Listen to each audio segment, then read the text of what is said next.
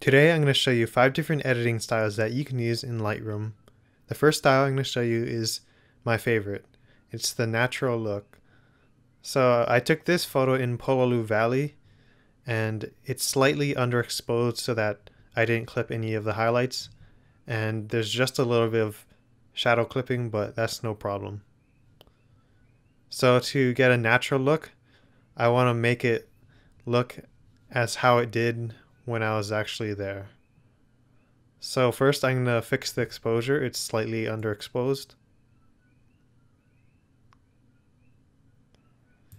And then I'm going to take down the highlights. So I won't do it too much. And keep in mind, you shouldn't take any of these sliders to the maximum. So I'm going to increase the shadows a bit.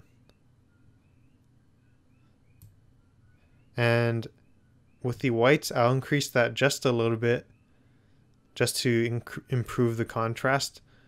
But I don't want any clipping right there, so I'm just going to watch the highlights, and 16 looks good. And then the blacks. So I want to take down the blacks just a little bit, but I don't want to clip any of the shadows. So -10 looks good in this case. Alright, so next thing, I want to increase the vibrance just a little bit, maybe around 20. And that just gives a boost in the color and makes it pleasing to the eye. And right now it looks a little bit blue to me, so a more realistic look would be just a little bit warmer. Alright.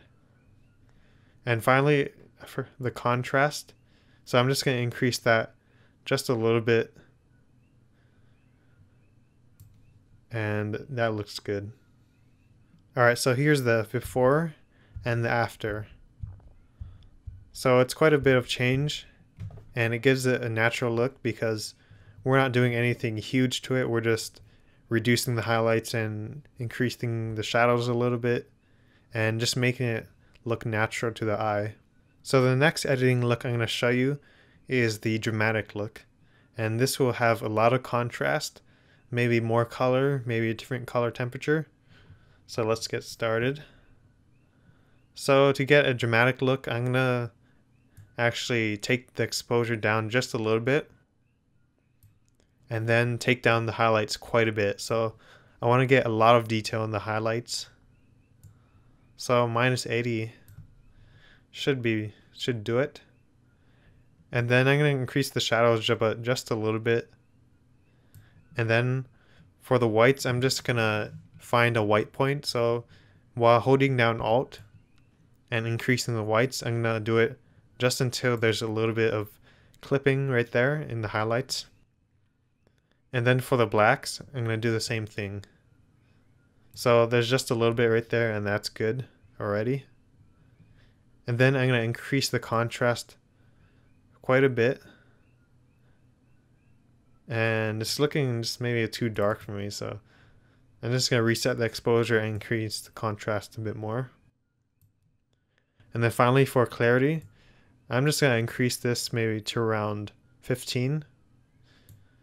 And I try not to take this past 20. And most of the time I don't use clarity at all because it creates a weird localized contrast look, and it can make things look a little bit fake and overprocessed.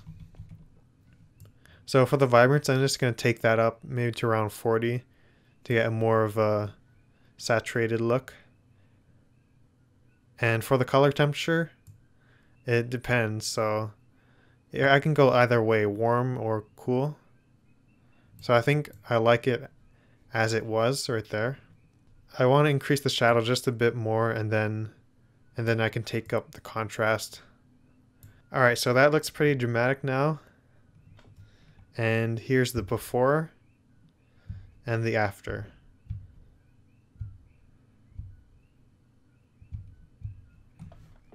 The next look I'm going to show you is a dreamy look. So this is going to be a bit less contrast and just a kind of a glow effect too.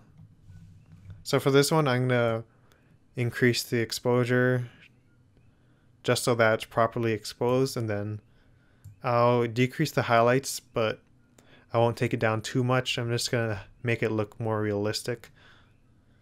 And then I'm gonna take up the shadows and also the blacks. So this is starting to reduce the contrast.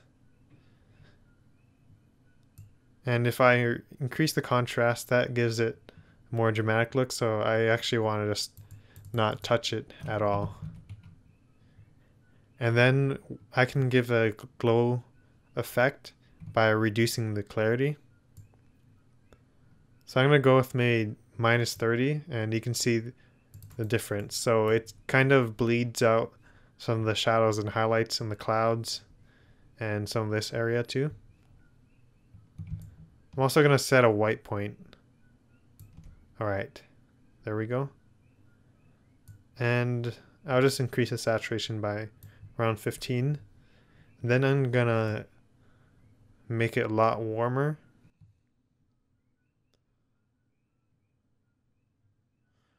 Alright, so that looks pretty good, and I think I'll give it less magenta, a bit more green.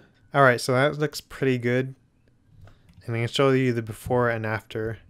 So this look is reduced contrast, a bit more glow in the sky. Alright, I'm going to go ahead and reset these settings. And then the next look I'm going to show you is a high key look. So I'm noticing this is actually quite popular among a lot of photographers, where they'll blow out the sky and maybe focus a lot more on the foreground or some kind of element besides the sky. So for this look, I'm going to increase exposure by quite a bit, starting to blow out some of the highlights. And then I'm going to take the highlights even up further and increase the contrast. I also increase the shadows and the blacks a little bit. I'm not going to touch the whites because it's already blown out, so that wouldn't really make much of a difference. It'll actually make it kind of look worse. It'll make the whites have a dithered kind of look. And then I'm going to increase the clarity around 15. And I'm not going to touch the color because it's usually kind of muted in this kind of style. And I can even take that further by using a graduated filter. So I want to focus more on the foreground and the waves, so I'm just going to use a brush. So increase maybe more contrast and clarity.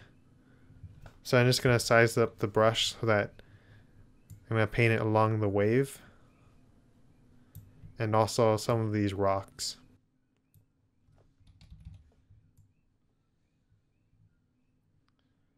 So this will pull a lot more focus on the foreground.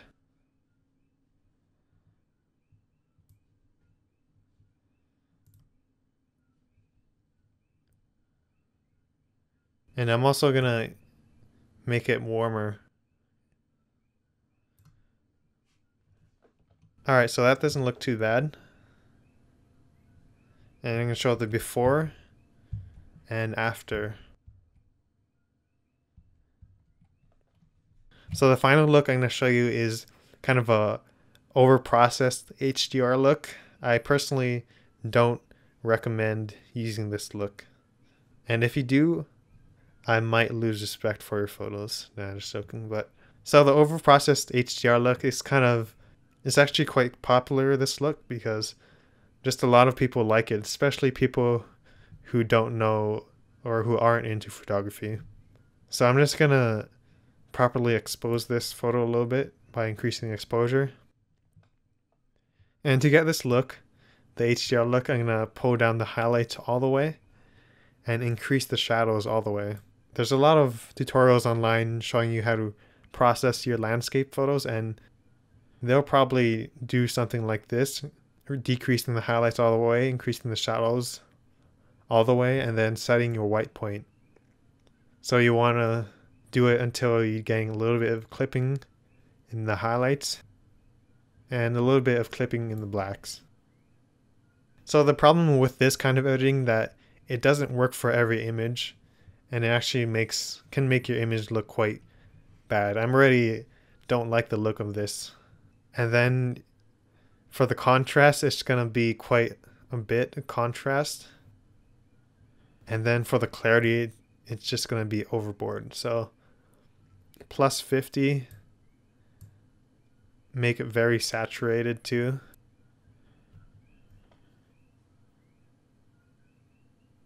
Alright, so that's the overprocessed HDR look.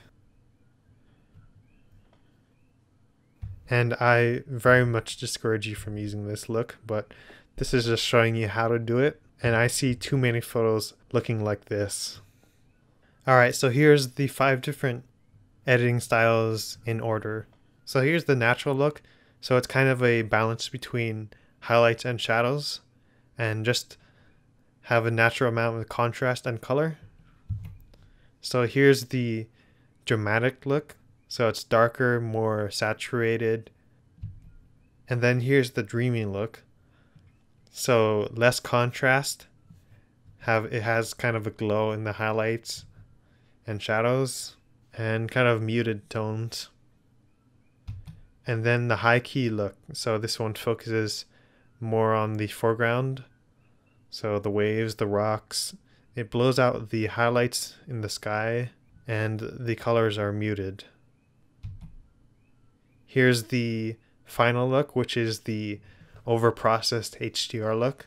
And this one has lifted up the shadows all the way and decreased the highlights all the way, and then a big boost in the clarity and contrast and oversaturated colors. So if you enjoyed this video, please give it a thumbs up and consider subscribing.